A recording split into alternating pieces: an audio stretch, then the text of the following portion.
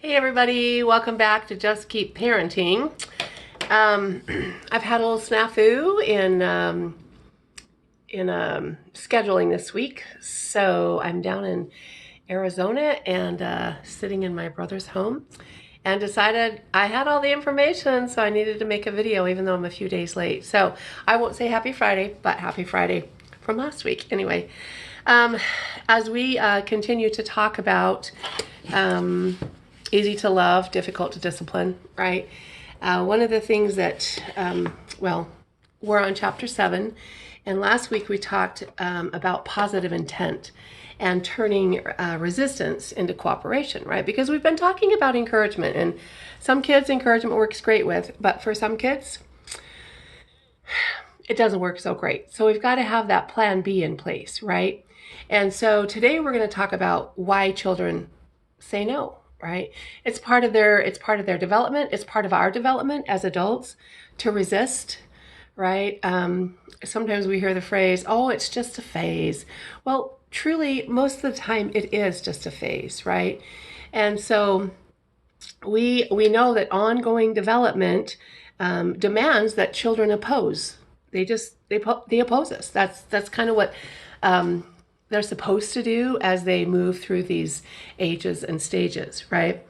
And so the need to test their limits and the social rules, right, that prevail, that's just part of who we are.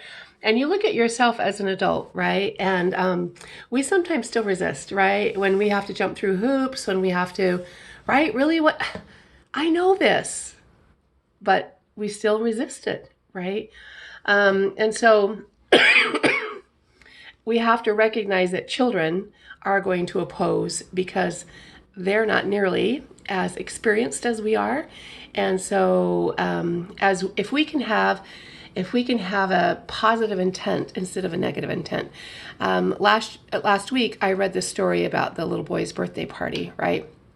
And how the mother assumed everything was negative, that he didn't want to share. And in reality, there was 5 cupcakes and he turned 5 and he thought that was such a great gift that he could have all those cupcakes, right? So there really was no negative intent on his part.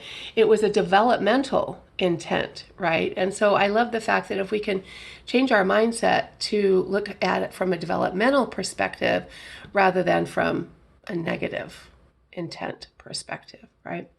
So as we look through the ages and stages, 2-year-olds, right, they define themselves as unique individuals, right? They're trying to figure out who they are separate from their parents. If you've had kids, if you've taught 2-year-olds, right, I know that I have a friend who calls them the terrific twos. We've heard a lot more people call them the terrible twos, right? But just watching them from that developmental perspective is pretty amazing. They do this by saying me a lot, mine, no, right? Even to things that they adore. All of a sudden they're like, no, right? You're like, what? You like this? So then we move on, right, to 3 to 5-year-old children, and they're learning how to influence others, right? And they do this by persuading others to do their bidding, right?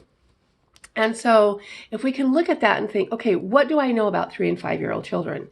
And recognize that they are trying to learn how to influence others, right? There's a great book out called You Can't Come to My Birthday Party because that's their mantra. Well, fine. If you're not going to let me do that, you can't come to my birthday party, right? And it's like, that's because they're trying to influence others, not because they're trying to assume negative intent, right? They're not trying to be little poops. They really are just resisting in that developmental stage. So we move on to 6 to 8-year-olds.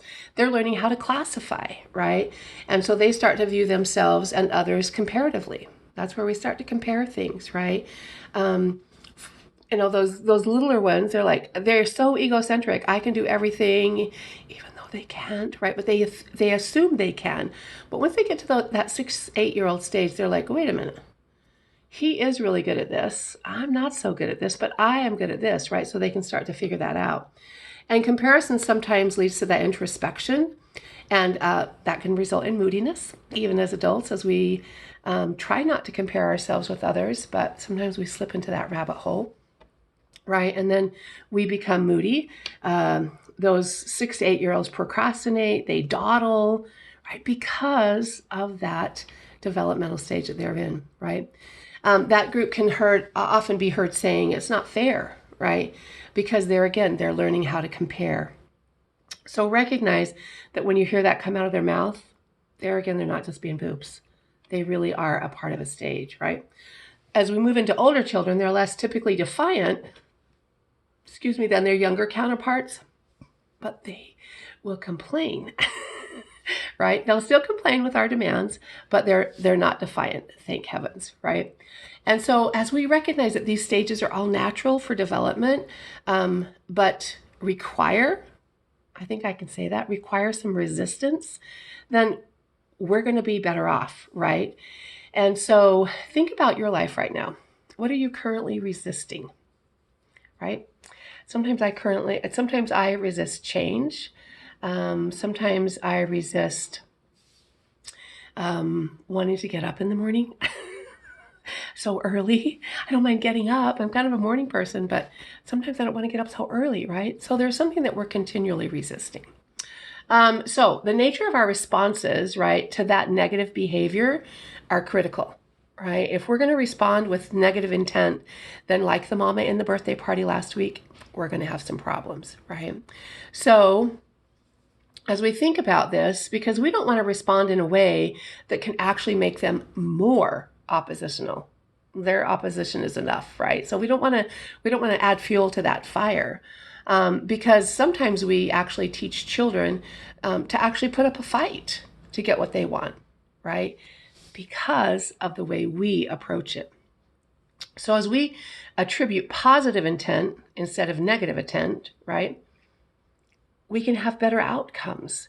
So when we attribute negative intent, these are the things that we can do from Dr. Bailey's book. We attempt to make the child feel bad for their actions, which really is not what we're trying to do, right? We don't want to make them feel bad for their actions. We focus the attention on what they're doing wrong rather than what they're doing right. If you go back a lot of videos, you can find the power of positive intent, right? And that power of positive intent tells us that what we focus on, we get more of. So if we're going to be more negative, we're going to get more negativity in our life, or negativity from the kids. The other thing that we do is we imply that they are intently making our life more difficult, which most of them are not, right? But we assume that they are. And then we highlight their character flaws that they may incorporate into their self-concept, right? And so it goes back to another parenting class that I was teaching about the roles that we put our children in, right? And so if we call them certain things or we assume certain things, right? Sometimes we add pressure to them because we highlight their flaws. So as we go back to that birthday party, right? She assumed his motives were selfish, when in reality, they were a 5-year-old who thought it was really cool that he had 5 cupcakes because that matched the age that he had just turned, right?